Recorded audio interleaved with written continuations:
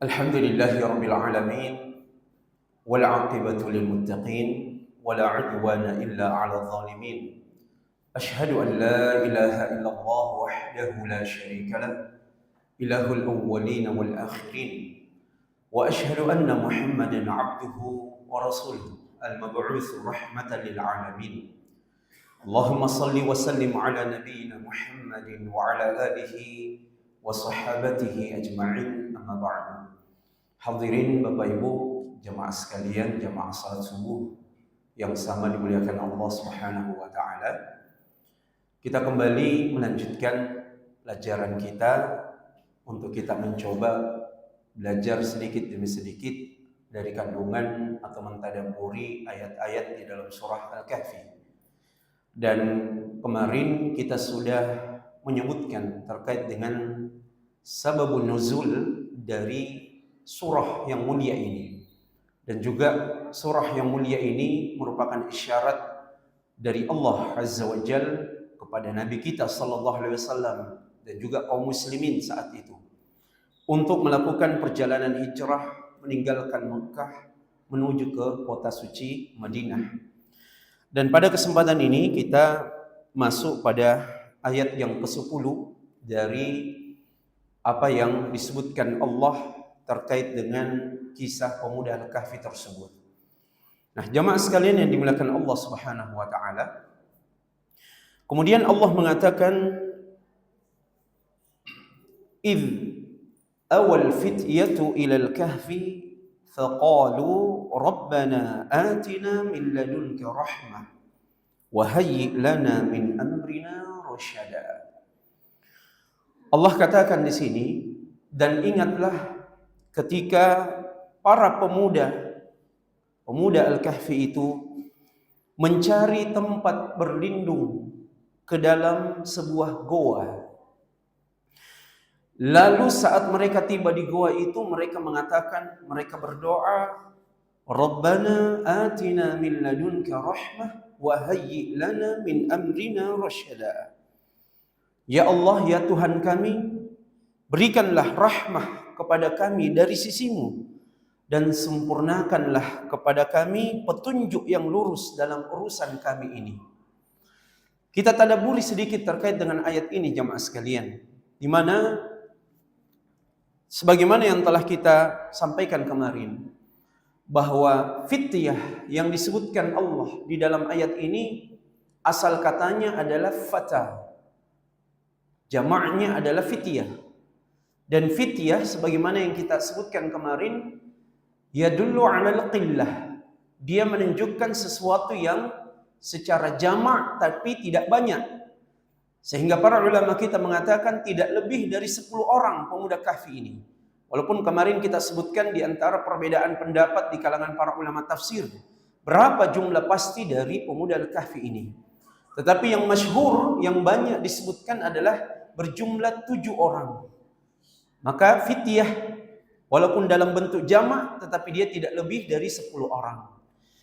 Nah, ketujuh pemuda Kahfi ini, karena mereka masuk ke dalam goa, maka disebut sebagai pemuda Ashabul Kahfi, ya, pemuda goa seperti itu. Bukan goa kabupaten tapi gua, ya, gua. Nah, tentu mereka menghadapi ujian keimanan yang berat, sebagaimana juga telah terjadi pada sahabat-sahabat Rasulullah sallallahu alaihi wasallam. Dan kemarin kita sudah ambil pendekatannya. Kita sebutkan bagaimana kondisi Rasulullah alaihi salatu wassalam dan sahabat-sahabatnya ketika mereka mempertahankan imannya di kota Mekah. Kita tahu bersama mereka hidup dalam kondisi yang begitu berat. Dan semua orang, dan ini adalah sebuah fitrah, orang yang semakin dekat kepada Allah pasti semakin akan diuji oleh Allah. Semakin kita berusaha untuk menambah iman kita kepada Allah, maka ujian itu akan juga pasti akan semakin telak kita rasakan dalam kehidupan kita. Sebagaimana pohon semakin menjulang tinggi ke langit, maka terpaan angin itu akan terus menghantam dia dengan begitu kuat. Maka demikianlah sunnatullah di dalam mempertahankan iman, jemaah sekalian. Semakin kita berusaha ingin menjaga sholat 5 waktu kita, ingin menjaga sunnah-sunnah yang lain. Semakin kita untuk belajar agama ini, pasti berbagai macam kendala-kendala kita akan temukan.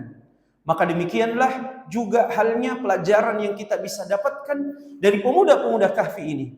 Mereka hidup dalam kondisi yang begitu sempit, karena mereka berada di tengah-tengah komunitas masyarakat yang berbuat syirik kepada Allah.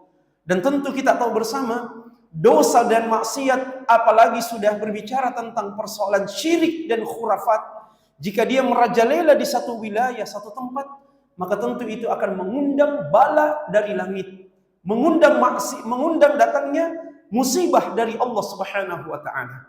Ummu Salamah pernah meriwayatkan kepada kita semua hadis dari Nabi sallallahu alaihi wasallam. Beliau mengatakan, "Idza dhaharatil ma'asi 'ammahumullahu bil 'adzab." Kalau kemaksiatan itu sudah merajalela, maka Allah akan menurunkan azabnya secara umum. Ummu Salamah mengatakan, "Afihi unasun salihun?" Wahai Rasulullah, walaupun di situ ada orang-orang yang saleh, walaupun di sana ada orang yang bangun salat tahajud, ada yang baca Quran setiap hari, ada yang menangis meratap kepadamu. Nabi katakan, "Na'am fihi unasun salihun." Walaupun di situ ada orang-orang yang saleh, tetapi ketika kemaksiatan merajalela, Allah akan turunkan azabnya. Tapi Nabi mengatakan, "Walakin yub'atsuhumullahu yaumal qiyamati hasbaniyatihim." Tetapi perbedaan orang-orang soleh dengan orang-orang yang berbuat kemaksiatan pada saat dia diwafatkan Allah dalam musibah itu, Allah akan membangkitkan mereka semua sesuai dengan kadar amalannya masing-masing. Maka ini menjadi catatan jamaah sekalian, bahwa ini adalah sebuah ketetapan dari Allah, bahwa semakin kita berusaha untuk menjaga iman kita, pasti kita akan mendapatkan begitu banyak ujian dan cobaan dari Allah. Dan jangan kemudian kita punya pikiran, berpikir bahwasanya ujian itu akan merendahkan diri kita. Tidak. Nabi SAW mengatakan, ya, innallaha idza ahabba fulanan ibtalahu. Sesungguhnya Allah itu jika mencintai seorang hamba, maka Allah akan menguji mereka. Jika Allah mencintai seorang hamba, maka Allah akan uji mereka. Jadi semestinya pertanyaan besar, jika hidup kita itu lurus-lurus saja, Pak. Jika kita rasa hidup kita ini tidak ada tantangan berarti, pertanyaan besar kepada kita, akankah kemudian Allah cinta kepada kita? Padahal di antara indikator besar Allah mencintai kita itu adalah Allah kirim terus ujian-ujian kehidupan kepada kita. Bukan untuk merendahkan kita, tetapi untuk menghapus kesalahan-kesalahan kita, untuk mengangkat derajat kita di sisi Allah Azza wa Jalla. Maka ini pelajaran yang kita dapatkan dari pemuda Kahfi pada saat itu. Tetapi bukan berarti jemaah sekalian, pemuda Al-Kahfi ini pasrah dengan keadaannya saat itu. Mereka memiliki ikhtiar yang pada akhirnya membuat mereka keluar dari wilayahnya. Kemarin sedikit kita sudah singgung itu. Mereka keluar dari zona nyamannya. Mereka adalah anak-anak Perdana Menteri kerajaan pada saat itu. Mereka adalah anak dari pejabat-pejabat raja pada saat itu. Tapi ketika iman masuk ke dalam dirinya, mereka pada akhirnya sampai pada puncak, tidak lagi berada pada satu kondisi yang ingin rela melihat keadaan kesyirikan merajalela di tempatnya. Sehingga jamaah sekalian yang dimuliakan Allah, disebutkan oleh Imam Ibnu Katsir di dalam tafsirnya, bahwa beliau mengangkat terkait dengan kisah pemuda Kahfi ini. Mereka sebenarnya adalah bukan orang yang saling mengenal satu sama lain. Mereka sebenarnya tidak saling mengenal satu sama lain. Kata Imam Ibnu Katsir di sini bahwasanya mereka ini adalah orang-orang yang tidak, istilah kita, tidak baku tahu, ya, sesama mereka. Sampai ketika satu waktu di mana di antara kebiasaan orang-orang yang berbuat syirik pada saat itu, mereka berkumpul di lapangan di dalam upacara peribadatan yang berlaku pada tradisi adat pada saat itu untuk menyembah kepada berhalanya. Dan ini juga merupakan kebiasaan yang sering terjadi pada umat-umat nabi-nabi terdahulu saat melakukan kesyirikan. Sama seperti umatnya Nabi Ibrahim alaihissalam juga punya perayaan-perayaan seperti ini. Maka ketika mereka sudah berkumpul di tengah lapangan, untuk menyembah kepada berhalanya, maka satu di antara pemuda ini atau satu di antara mereka menyendiri dan keluar dari rombongan pada saat itu, keluar dari perkumpulan orang-orang yang menyembah kepada selain Allah saat itu. Dia bernaung di bawah sebuah pohon. Ketika dia sudah bernaung di bawah sebuah pohon, datang pemuda yang kedua lagi. Begitu pula datang pemuda yang ketiga. Terus sampai berjumlah 7 orang. Jika kita merojihkan pendapat 7 orang itu. Jika kita mengambil pendapat bahwa pemuda Kahfi itu jumlahnya 7, maka pada saat itu mereka datang tidak dalam waktu bersamaan berkumpul bernaung di bawah sebuah pohon. Tidak ikut bergabung dengan mereka yang sedang melakukan upacara ibadah untuk sesembahan kepada selain Allah. Akhirnya mereka saling bertanya, mengapa kamu berada di sini? Yang satunya juga mengatakan, mengapa kamu berada di sini? Dia mengatakan, saya beriman kepada Allah dan saya tidak bisa menyembah kepada selain Allah. Saya tidak bisa melakukan apa yang mereka lakukan. Maka kata Imam Ibnu Katsir, mereka pada akhirnya saling mendukung, saling mensupport. Karena ternyata bukan hanya mereka sendiri yang beriman kepada Allah, tapi ternyata ada teman-temannya yang lain yang punya keimanan yang sama. Lalu kemudian Ibnu Katsir mengutipkan hadis Nabi sallallahu alaihi wasallam, al-arwahu junudun mujannadah. Arwah atau ruh itu kata Rasulullah berpasang-pasangan. Fama ta'arafa minha iktalafa. Kalau dia bertemu dan saling mengenal, maka mereka akan iktalafa, saling lembut, saling mengenal, saling cocok satu sama lain. Wa ma tanakara minha ikhtalafa. Jika dia tidak bertemu, tidak saling mengenal, maka mereka tidak akan saling cocok, akan saling mengingkari satu sama lain. Lihatlah, ini menjadi penguat dari hadis Nabi sallallahu alaihi wasallam bahwa ketika ada satu ruh memiliki iman yang baik, ketemu dengan roh yang lain, punya iman juga yang baik, maka dia akan saling cocok, dia akan saling support, dia akan saling tolong-menolong di dalam kebaikan. Maka seperti itulah kejadian yang kita lihat dalam kehidupan sehari-hari, Pak. Circle kita, pertemanan kita itu, begitulah modelnya kita. Itulah sebabnya Nabi SAW katakan apa? Ad-dinu al-mar'u ala dini khalili, falyanzur man yukhalil. Seseorang itu berada di atas agama temannya, maka hendaknya dia memperhatikan kepada siapa dia berteman.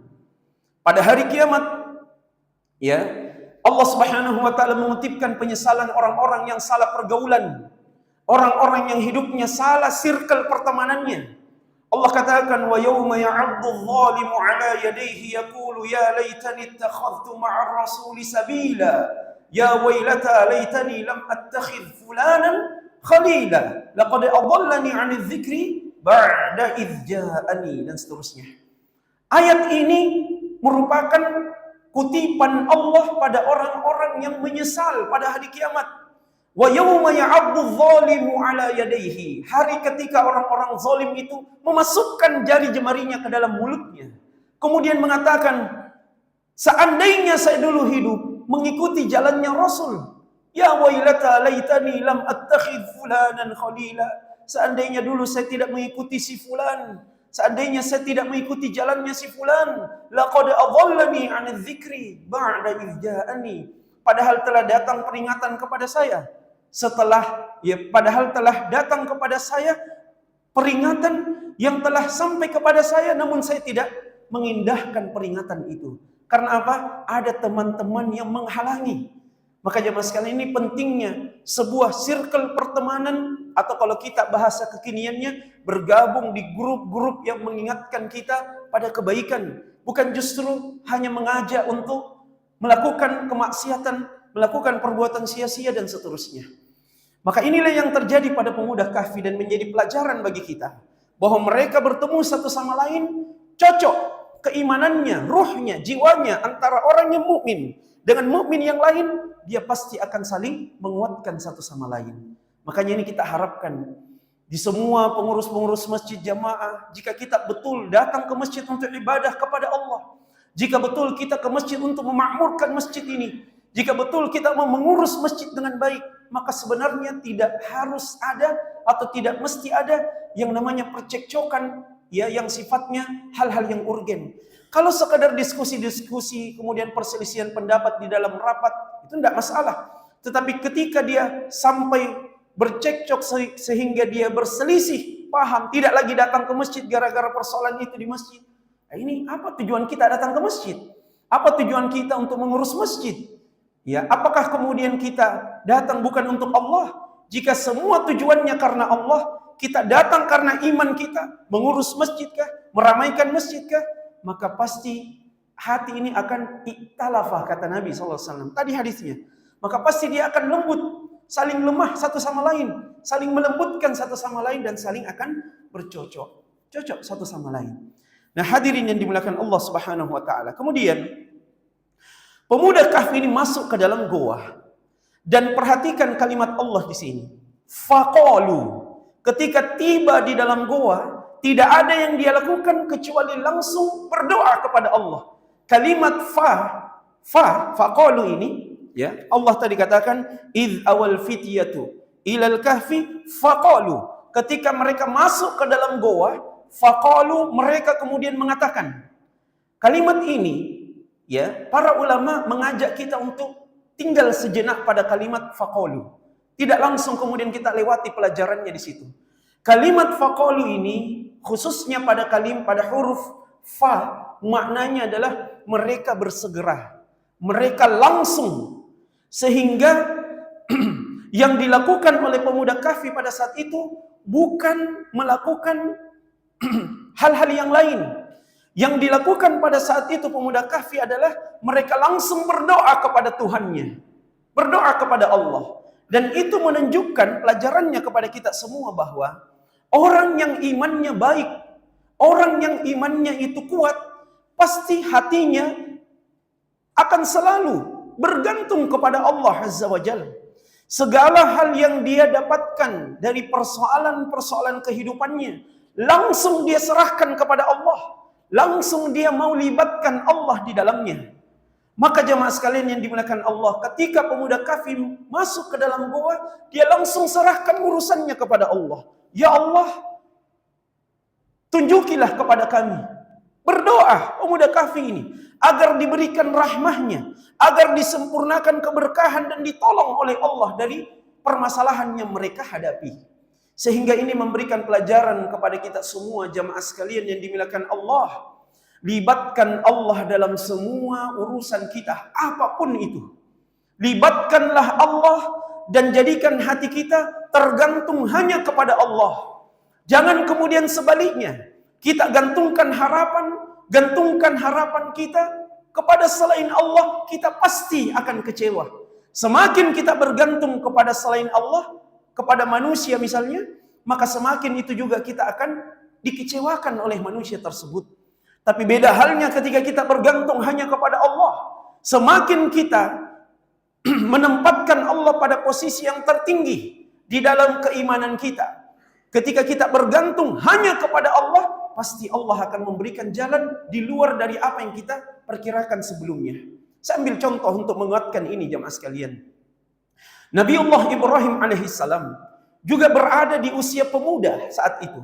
Saat berhasil melakukan sebuah proyek yang sangat besar, yang mungkin pada hari ini tidak ada pemuda yang bisa melakukannya.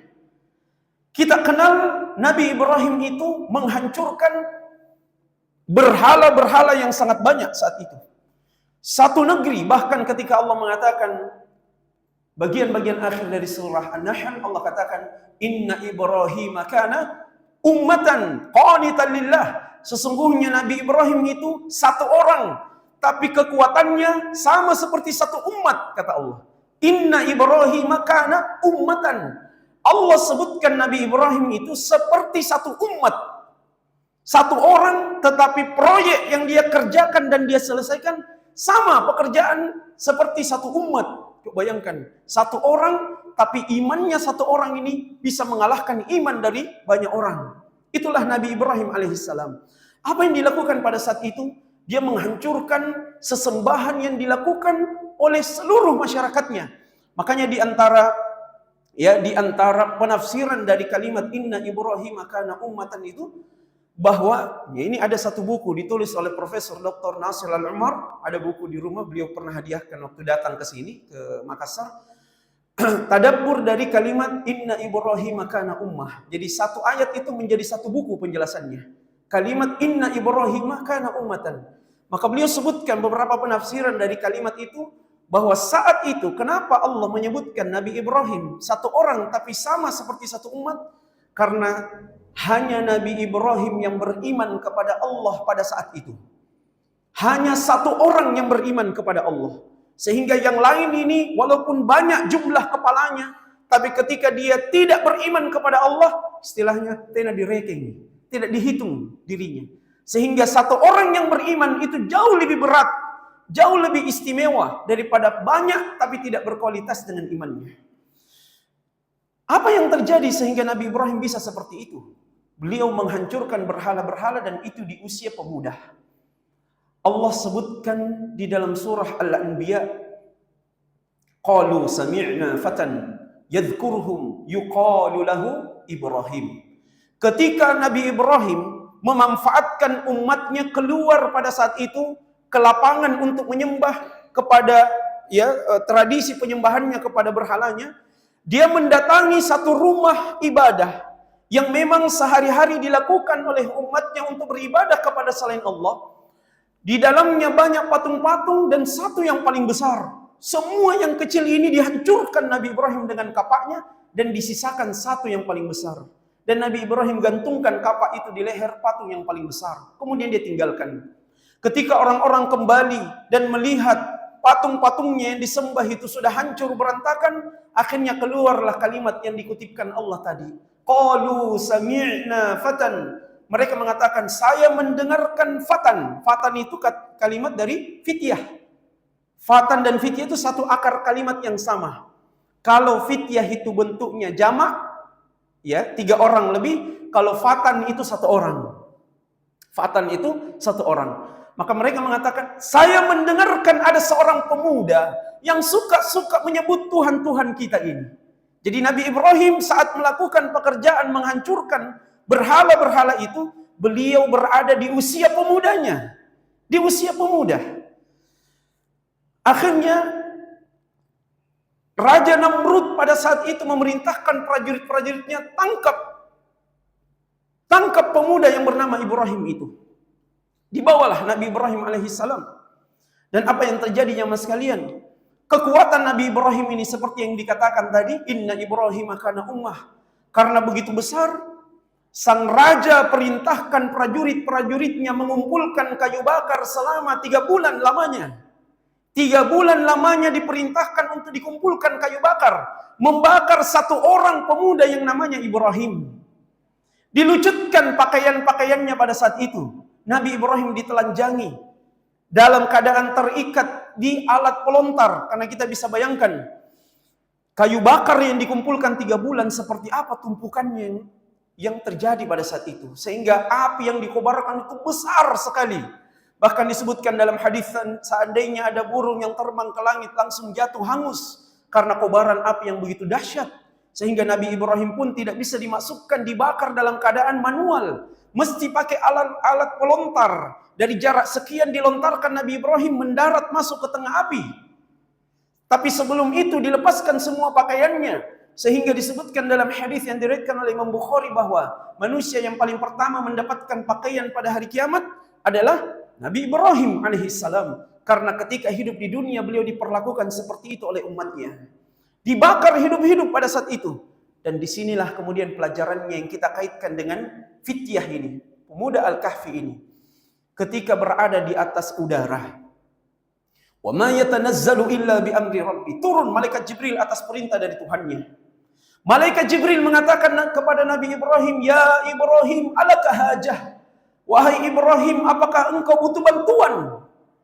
Kalau kita berada pada posisi Nabi Ibrahim, Pak, apa jawaban kita kepada malaikat Jibril? Tentu, saya mau ditolong. Ini OTW bukan OTW kemana, bukan ke MP, bukan. Tapi OTW-nya adalah dibakar hidup-hidup. Di tengah perjalanan ini. Dan ini kejadiannya cepat. Kejadiannya cepat sekali. Dan Nabi Ibrahim berada di atas udara saat itu. Turun malaikat Jibril mengatakan, wahai Ibrahim, apakah kamu butuh bantuan? Apa jawaban Nabi Ibrahim alaihissalam?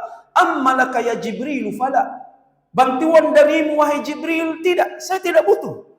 Tetapi kepada Allah, Nabi Ibrahim mengatakan, fahuwa a'lamu bihali. Allah lah yang jauh lebih mengetahui keadaan saya sekarang. Fahasbiyallahu wa ni'mal wakil. Kemudian Nabi Ibrahim mengucapkan kalimat zikir fenomenal ini, yang mestinya menjadi sebuah zikir yang langgeng kita ucapkan juga. Nabi Ibrahim mengatakan apa? Hasbiyallahu wa ni'mal wakil. Artinya apa? Allah lah, kita cukupkan kepada Allah, dan Allah sebaik-baik penolong bagi kita. Maka apa yang terjadi? Malaikat Jibril pulang dan Nabi Ibrahim masuk ke dalam kobaran api. Tapi apa yang terjadi? Apakah Nabi Ibrahim terbakar saat itu? Tentu jawabannya tidak. Allah yang langsung menolong Nabi Ibrahim dengan mengatakan, "Qulna ya naru kuni bardan wa salaman ala Ibrahim." Kami katakan, wahai api, menjadi dinginlah dan penyelamatlah bagi Ibrahim. Perhatikan Pak kisah ini. Sangat gampang bagi Allah untuk memerintahkan langit menurunkan hujan yang deras agar padam api tersebut. Bisa atau tidak, Pak? Bisa sekali. Sangat gampang bagi Allah memerintahkan satu di antara tentaranya, yaitu angin, memporak-porandakan api itu, menggeserkan posisi api itu dari tempat mendaratnya Nabi Ibrahim. Bisa sekali. Tapi para ulama katakan, kenapa Allah langsung menolong Nabi Ibrahim tanpa melalui perantaraan tentara-tentaranya? Kenapa Allah menolong Nabi Ibrahim? Tidak lewat malaikat yang mungkin kasih mendarat di tempat yang lain itu Nabi Ibrahim. Lewat perantaran malaikat. Allah mungkin perintahkan langitnya. Ini langit tentara di antara tentara-tentara Allah. Allah yang perintahkan langit untuk turun hujan. Allah yang perintahkan langit untuk udara untuk berhembus. Maka Allah tidak gunakan makhluknya. Kenapa? Kata para ulama kita. Karena Nabi Ibrahim langsung minta kepada Allah. Tidak melalui perantaraan malaikat. Siapa tadi? Malaikat Jibril. Di sini poinnya, Pak. Kita hidup banyak masalah. Harga semakin naik. Kebutuhan tinggi dan seterusnya. Jangan mengeluhnya kepada manusia. Tidak ada gunanya mengeluh kepada manusia. Apalagi mau mengeluh di medsos. Nah, kasihani jadi orang.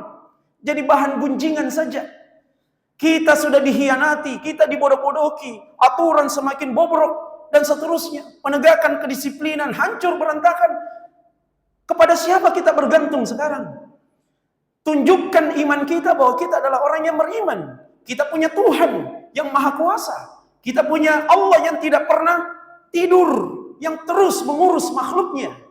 Tempat kita bergantung. Maka ketika kita punya masalah, entah masalah dengan pasangan kita ke suami ke istrinya, istri ke suaminya, ke anak-anaknya, apapun. Masalah apapun yang melanda kita. Kepada ustadz itu nomor 27 kita cerita. Kepada orang tua kalau kita adalah anak, kepada orang tua itu nomor kesekian kita cerita. Yang paling pertama kita curhat kepada siapa? Kepada Allah. Naikkan urusan kita ke langit.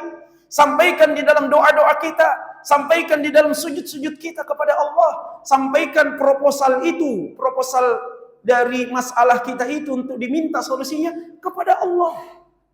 Dan itulah yang terjadi pada pemuda Al-Kahfi ini. Inilah yang diinginkan tadi para ulama kita. Jangan langsung lewat ketika Allah mengatakan faqalu itu. Di situ ada pelajaran penting yang disebutkan oleh para ulama terkait dengan tadabbur kalimat doa dari pemuda Kahfi ini. Idh awal fityatu ilal kahfi faqalu. Ketika pemuda Kahfi itu masuk ke dalam goa, mereka langsung menyampaikan permasalahannya kepada Allah. Mereka langsung minta bantuan kepada Allah. Mereka tidak berunding. Mereka tidak duduk langsung rapat, tidak. Mereka tidak berdiskusi, tidak. Tapi mereka langsung dulu sebutkan kepada Allah. Sampaikan kepada Allah. Minta bantuan kepada Allah. Maka keluarlah kalimat ini. Rabbana atina min ladunka rahmah. Ya Allah, berikan kepada kami dari sisimu rahmat-Mu ya Allah. Jadi ini menunjukkan sebuah pelajaran bahwa kita tidak akan bisa lepas dari masalah kalau bukan rahmat dari Allah. Mintalah rahmat itu kepada Allah. Jangan minta langsung solusinya. Mintalah kasih sayangnya Allah. Ya. Ketika Ayub alaihissalam, ya, Ayub alaihissalam sudah penyakitnya itu menjalar ke seluruh tubuhnya. Bahkan diriwayatkan beliau minta, ya, penyakit kulitnya itu sudah menjalar satu tubuh. Sehingga beliau hanya minta, ya Allah, satu saja, supaya penyakit ini tidak menggerogoti bagian tubuhnya, yaitu hatinya. Supaya dia bisa tetap berzikir mengingat kepada Allah. Ya. Ketika dia meminta disembuhkan kepada Allah, doanya bukan untuk meminta kesembuhan, tetapi dia sampaikan kepada Allah Subhanahu wa taala, wa anta arhamur rahimin. Ya Allah, ya, inni massaniyaddur, sesungguhnya saya mengalami kemudaratan. Saya sakit bertahun-tahun dengan penyakit yang menjalar. Keluarganya sudah pergi, sisa istrinya yang setia mendampingi, mengurus suaminya dalam kondisi yang sudah bukan lagi kelihatan manusia pada saat itu. Tapi doanya Nabi Ayub, beliau mengatakan dalam surah Al-Anbiya, inni massaniyaddur wa anta arhamur rahimin. Ya Allah, sesungguhnya saya mengalami kemudaratan dan Engkau adalah Zat Arhamur Rahimin, yang Maha Pengasih, yang memberikan rahmat kepada orang-orang yang Engkau rahmati. Artinya, ini menjadi pesan bagi kita bahwa kalaupun kita dalam keadaan sakit mengalami ujian itu, disakitkan oleh Allah, yang penting Allah rahmati saya. Itu yang poin, Pak. Biar kita bertahun-tahun dalam kondisi sakit, tidak normal, yang penting Allah rahmati kita, itu jauh lebih penting daripada orang yang sehat tapi tidak pernah injak masjid. Yang sehat tidak pernah sujud kepada Allah. Itu kufur nikmat. Tetapi ketika nikmati sakit itu, kita nikmati apa yang Allah berikan, takdirkan kepada kita, kemudian Allah ridho kepada kita, kita ridho dengan Allah atas keputusan dan takdir itu, kemudian Allah rahmati kita, itu adalah kabar gembira. Itulah yang penting sebenarnya, ketimbang kita minta disehatkan tapi ternyata kita lupa untuk berzikir kepada Allah.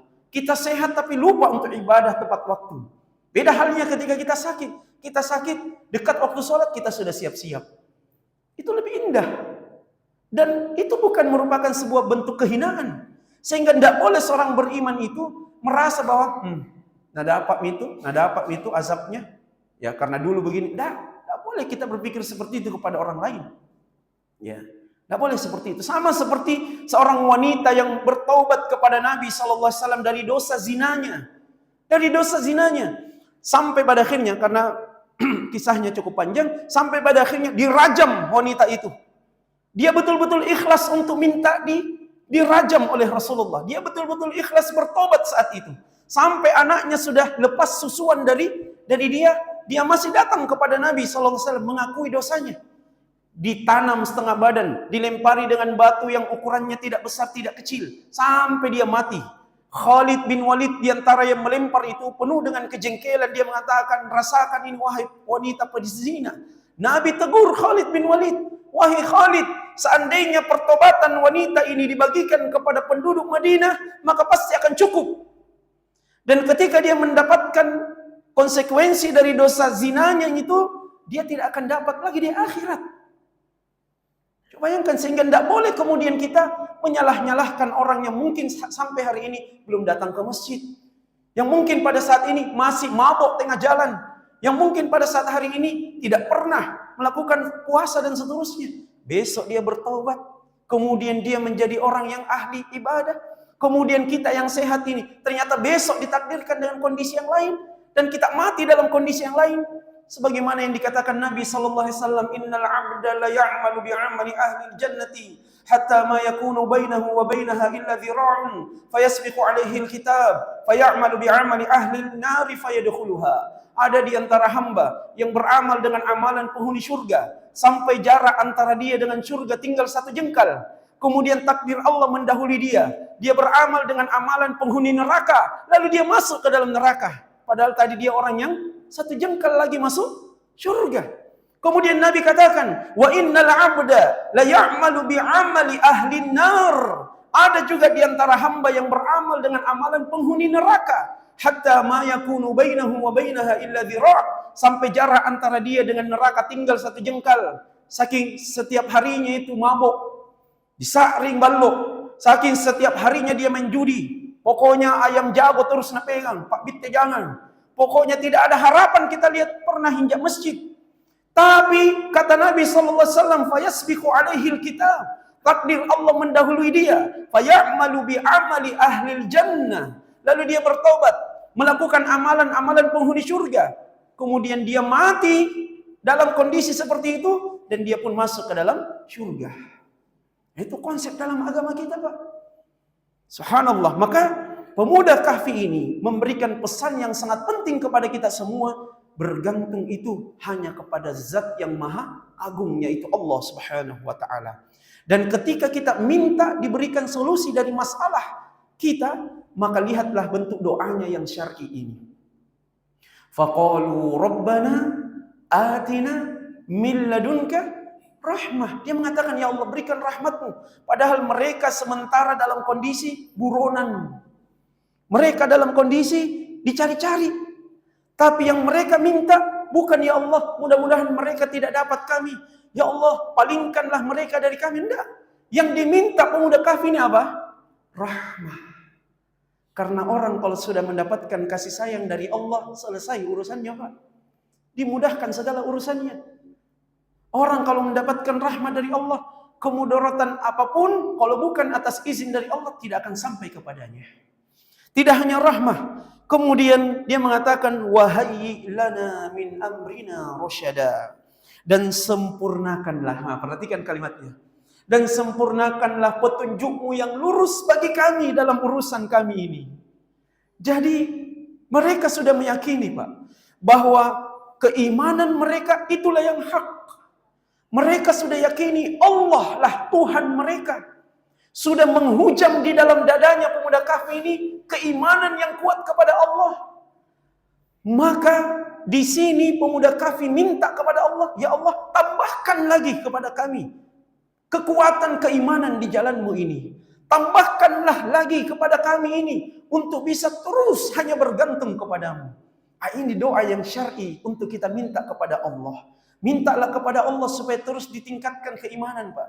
Kalau terkait dengan kita di bulan Ramadan sekarang ini, kita sudah berada di pertengahan Ramadan, maka mintalah kepada Allah, ya Allah, bantu saya, tolong saya, kuatkanlah keimanan saya untuk saya bisa memaksimalkan separuh dari sisa perjalanan Ramadan yang akan saya lewati ini.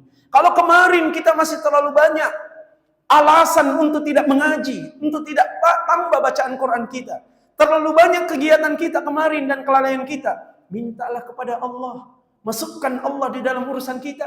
Minta kepada Allah supaya dikuatkan lagi. Minta kepada Allah supaya ditambahkan lagi. Sehingga para ulama kita mengatakan, inilah di antara dalil yang menunjukkan bahwa iman itu tidak stagnan. Iman itu kadang naik dan dia juga kadang turun. Yazidu bi ta'atir rahman. Dia bertambah dengan ketaatan kepada Allah. Wa yanqusu bi ma'siyatillah, dan dia juga turun disebabkan karena maksiat kepada Allah. Sehingga tidak benar sebuah konsep paham yang mengatakan iman itu tidak naik dan tidak turun. Ya, iman itu yang benar menurut pemahaman Ahlus Sunnah bahwasanya iman itu bisa naik dan dia juga bisa turun. Naik dengan ketaatan kepada Allah dan dia turun dengan maksiat kepada Allah. Kemudian Allah Subhanahu wa ta'ala mendengarkan doa mereka. Mereka sudah berdoa ini, Rabbana atina min ladunka rahmah wa hayyi lana min amrina rasyada. Apa ayat berikutnya? Ayat berikutnya adalah ijabah Allah kepada doa mereka.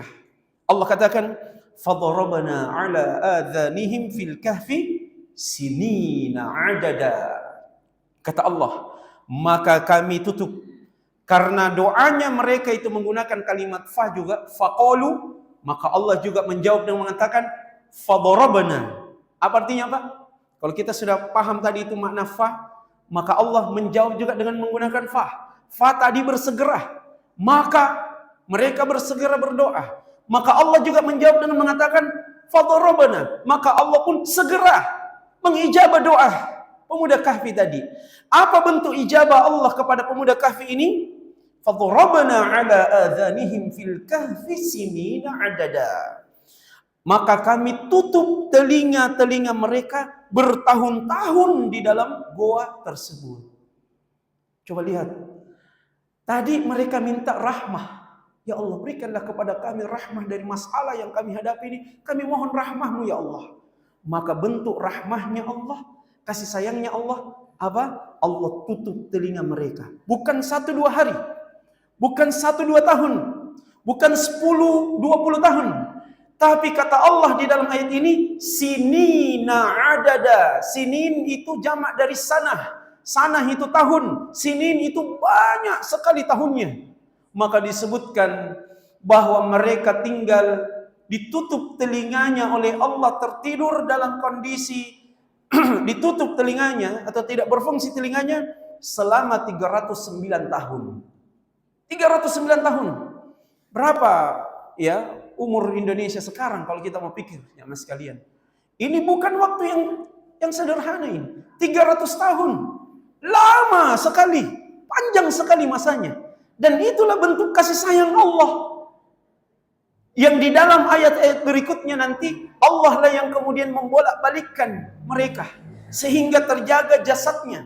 Allah mengatur asupan cahaya dari luar goa itu. Yang masuk lewat sela-sela goa itu. Kemudian menerpa kulit mereka. Yang kemudian Allah bolak-balikkan badan mereka. Dalam keadaan tidur, Allah lah yang mengurus mereka. Sesekali Allah balikkan ke kanan, sesekali Allah balikkan ke kiri. Sesekali bagian kanannya yang terterpa matahari, sesekali bagian kirinya.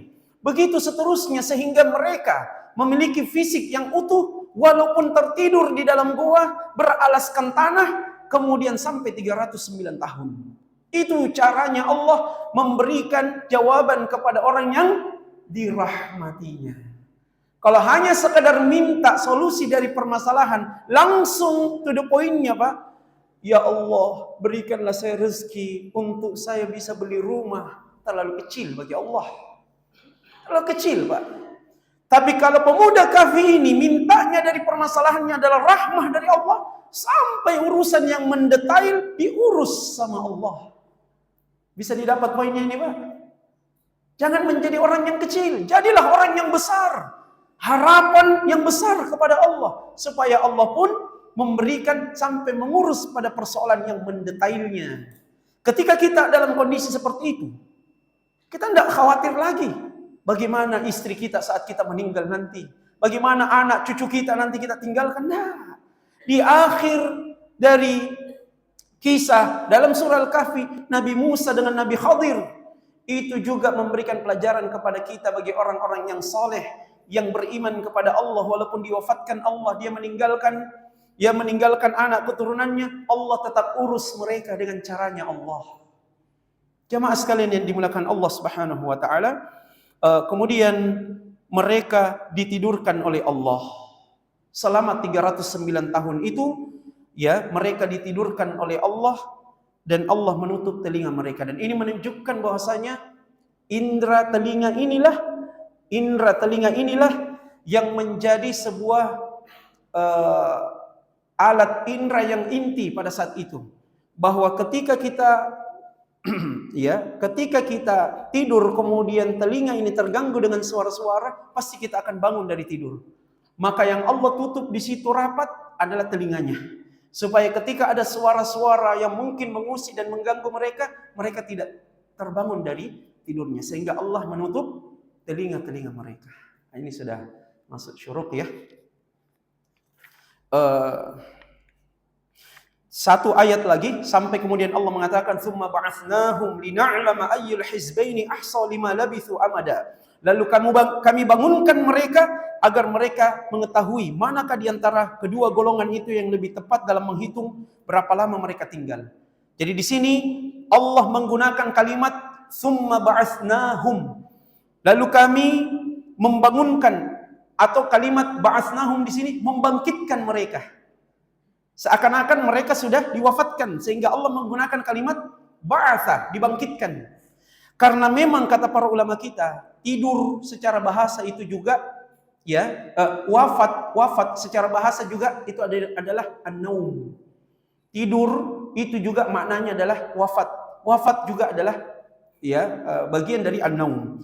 Makanya Allah katakan wa huwallazi yatawaffakum bil-laili wa ya'lamu ma jarahtum bin-nahar. Dialah Allah yang mewafatkan kalian di malam hari dan dialah Allah yang mengetahui apa yang kalian kerjakan di siang hari.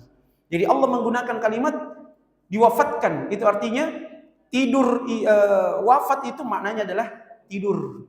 Makanya Allah menggunakan kalimat wafat ini untuk Nabi Isa alaihi salam ketika Allah katakan idz qala Allahu ya Isa inni mutawaffika. Digunakan kalimat wafat di situ.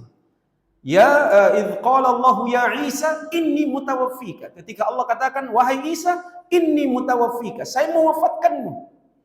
Maknanya di situ adalah menidurkanmu, kemudian Allah angkat ke langit dan nanti akan diwafatkan secara hakiki nanti di akhir zaman. Sehingga keyakinan kita umat Islam, Nabi Isa itu sudah mati atau tidak? Tidak. Barrafa'ahu Allahu ilaik. Allah mengangkatnya ke sisi Allah. Kemana? Allah yang maha tahu. Tidak dirinci di dalam syariat kita ini. Nabi Isa posisinya di mana? Yang jelasnya di dalam hadis Isra dan Mi'rajnya Nabi, di antara yang ditemui Rasulullah pada saat itu adalah Nabi Isa. Baik, ya. Tentu masih banyak sekali ayat-ayat terkait dengan lanjutan pemuda Kahfi ini, tapi kita cukupkan sampai di sini karena waktu yang sudah tidak memungkinkan. Wallahu taala a'la wa a'lam. Jika ada yang mau ditanyakan, kita persilahkan. Subhanakallahumma bihamdika asyhadu an la ilaha illa anta astaghfiruka wa atubu ilaik. Walhamdulillahirabbil alamin. Ya, bagi jamaah yang ada yang ditanyakan, baik seputar yang tadi sudah kita dengarkan maupun hal yang lainnya yang tidak terlalu jauh dari apa yang tadi.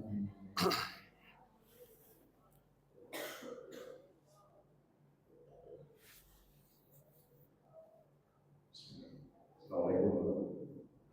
Salam. Mau nanya tapi di dalam konteks Jawa sekarang, ketika mendengarkan kisah sahabat Kafidah, Ashabul Kafidah, Nabi Ibrahim, ketika mencerminkan untuk perlawanan kedua orang tadi terhadap penguasa. Nah, itu dalam konteks kekinian, apakah penguasa yang sekarang itu dalam konteks yang sama itu membutuhkan perlawanan dari orang-orang seperti Nabi Ibrahim atau Ashabul Kahfi? Yang pertama, kemudian yang kedua, bentuk perlawanannya yang cocok seperti apa dalam konteks kekinian? Kalau Ashabul Kahfi kan mereka menarik diri dari keramaian, kemudian lari ke dalam gua. Yang Nabi Ibrahim itu melakukan perlawanan. Nah, dalam konteks kekinian, ketika kita melihat misalnya kesimpulan ada penguasa yang sekarang itu sama konteksnya dengan penguasa yang ada di dalam untuk perlawanan yang sesuai dengan yang kita lihat itu sesuai dengan Ashabul Kahfi atau Nabi Ibrahim. Assalamualaikum. Ya, pertanyaan yang sangat bagus sekali ya. Melihat kondisi kita pada hari ini, sikap seperti apa yang kemudian kita lakukan. Jemaah sekalian yang dimuliakan Allah, kita luruskan dulu tadi sedikit ya, bahwa dalam lanjutan ayat-ayat dalam surah Al-Kahfi ini, mereka pemuda Kahfi ini pada akhirnya berdiri di hadapan penguasa. Dipanggil kemudian berdiri di hadapan penguasa. Makanya dalam ayat ke-14-nya Allah katakan warabatna ala qulubihim, dan kami kuatkan pada hati-hati mereka idz qamu, ketika mereka berdiri di hadapan penguasa, ketika dia dicecari dengan berbagai macam pertanyaan, mengapa kamu tidak beriman, mengapa kamu melakukan ini dan itu. Allah yang kuatkan pada saat mereka berada di depan penguasa pada saat itu. Nah, jadi mereka tidak serta-merta pergi, kemudian pada akhirnya tidak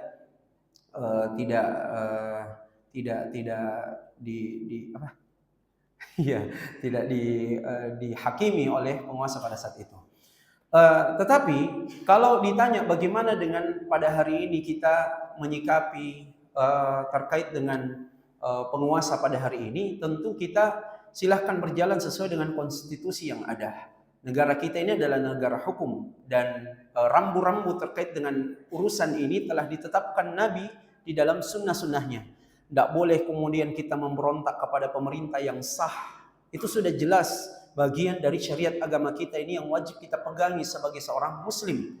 Tidak boleh kita memberontak kepada pemerintah yang sah. Tidak boleh kemudian kita melakukan perlawanan kepada pemerintah yang sah. Bahkan ya ketika pemerintah itu zalim sekalipun, kita tetap diperintah oleh Nabi sallallahu alaihi wasallam untuk tetap bersabar di dalam menghadapi dan tetap tidak keluar dari pemerintahan yang sah tersebut. Sehingga tidak dibenarkan kita menggunakan cara-cara yang anarkis di dalam melakukan sebuah perlawanan. Sehingga perlawanan yang kita lakukan adalah perlawanan yang sifatnya konstitusi.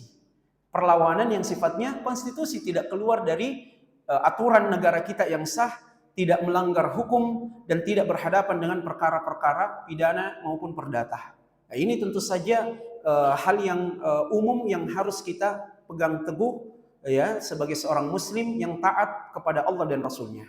Nah, seperti apa kemudian harus kita lakukan di dalam makna kita berjuang melawan lewat konstitusi itu?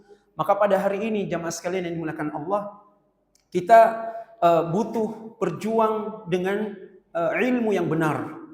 Kalau ada memang sebuah keadaan kondisi yang mengharuskan kita jihad dalam bentuk perlawanan, ya, jihad dalam bentuk perlawanan fisik, ya, maka kita lakukan itu.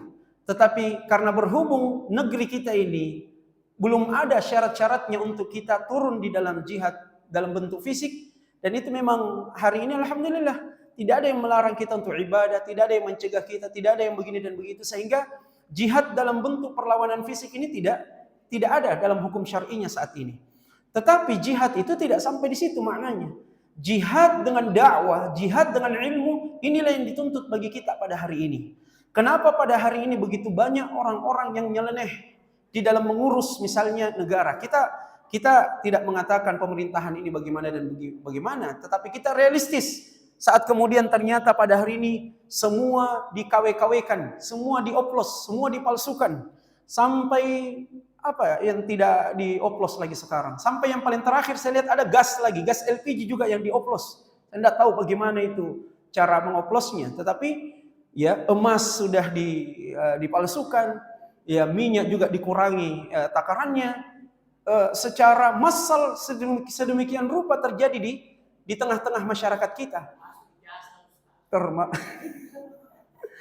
Termasuk ijazah. Untung ijazah S3 saya asli, Pak. Masya Allah. Ya, jadi subhanallah. Apa yang tidak dioplos sekarang? Ya, muka saja dioplos. Subhanallah. Yang tadinya PC diubah menjadi mancung.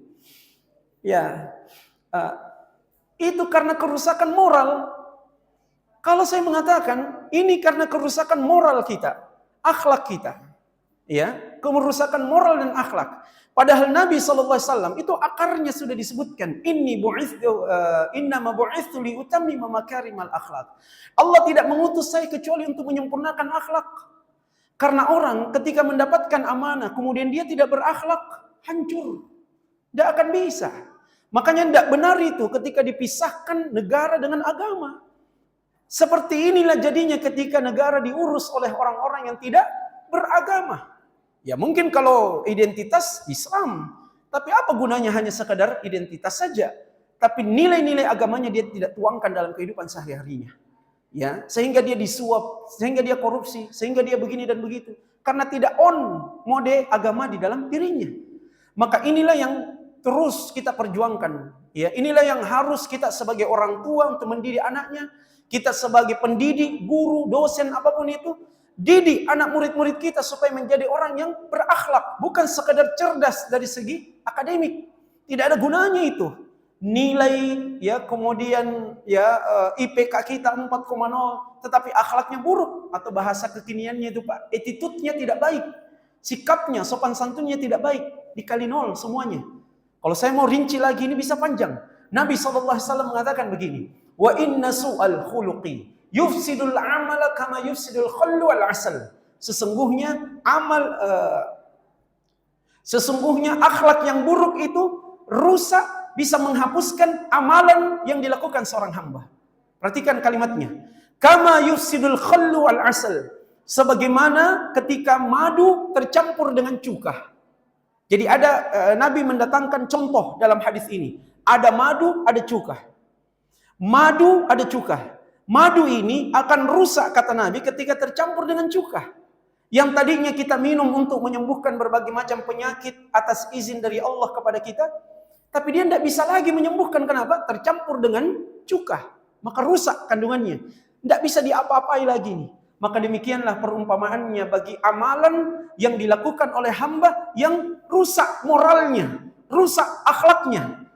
Dan itu betul di dalam agama kita, Pak. Ada hadis yang menunjukkan tentang orang bangkrut pada hari kiamat. Nabi katakan, "Atadruna mal muflis?" Tahukah kalian orang yang bangkrut hari kiamat? Siapa orang yang bangkrut itu? Para sahabat mengatakan, "Al-muflisu fina man la dirham lahu wa la mata'." Orang yang bangkrut itu adalah orang yang tidak ada lagi rupiahnya, tidak ada dirhamnya, wala mata', tidak ada juga aset simpanannya, tidak ada, habis. Tapi Nabi katakan, "Innal muflisa min ummati," sesungguhnya orang yang bangkrut dari kalangan umatku itu adalah man ya'ti yaumal qiyamah, yang datang pada hari kiamat bisolatin, wasiyamin, wazakatin, dengan membawa amalan salat, puasa, zakat. Datang dengan membawa ibadah. Tetapi tidak sampai di situ hadisnya. Nabi katakan, wa ya'ti qad syatama hadza wa qadhafa hadza wa akala mala hadza wa safaqa dama hadza wa daraba hadza. Tapi dia juga datang dengan membawa dosa yang notabene-nya 5 ini akhlaknya yang rusak. Apa itu? Dulu ketika dia hidup di dunia suka memfitnah orang lain. Dulu ketika dia hidup di dunia mengumbar aib kekurangan orang lain. Dulu ketika dia hidup di dunia, dia makan harta orang lain. Mau dengan jalan korupsi kah? Mau dengan mengurangi timbangan kah? Dulu waktu hidup di dunia, itu kerjanya. Saya ulangi Pak, itu yang korupsi itu. Dengar baik-baik para koruptor ini yang menyusahkan bangsa. Bikin miskin orang yang miskin. Bikin tambah susah orang yang susah. Ya, ternyata negara kita ini bukan negara yang miskin Pak. Koruptor, bukan miliaran lagi korupsinya. Triliunan. Sampai dibagi-bagi ke kolega-koleganya itu untuk ditutup semua. Subhanallah. Begitu mudahnya pajak kita untuk hanya mengurus makannya mereka saja. Padahal kita naik motor sesekali ya, bengkok lagi pelek gara-gara rusak jalanan. Dan diurus lagi gara-gara korupsi itu. Ya. Lampu malam kita butuh penerang, tidak ada lampu jalanan. Rusak balonnya.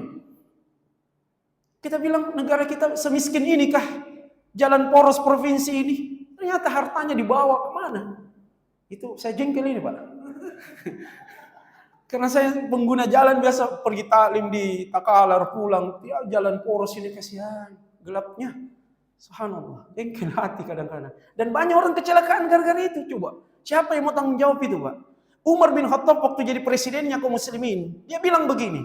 Saya khawatir ada kambing yang patah kakinya gara-gara dia jalan di jalanan yang lubang di negeri Syam sana. Maka saya akan bertanggung jawab kepada Allah nanti atas patahnya kaki kambing itu. Di negeri Syam, beliau ucapkan di Madinah, pusat pemerintahan saat itu di Madinah. Negeri Syam seperti Mesir, Irak, Suriah, itu negeri Syam. Jauh. Tapi Umar karena takutnya kepada Allah, dia takut dihisab kepada Allah pada hari kiamat atas kepemimpinannya, dia perbaiki jalan-jalan pada saat itu. Itu baru keren. Kalau yang begitu yang opo apa aja gitu.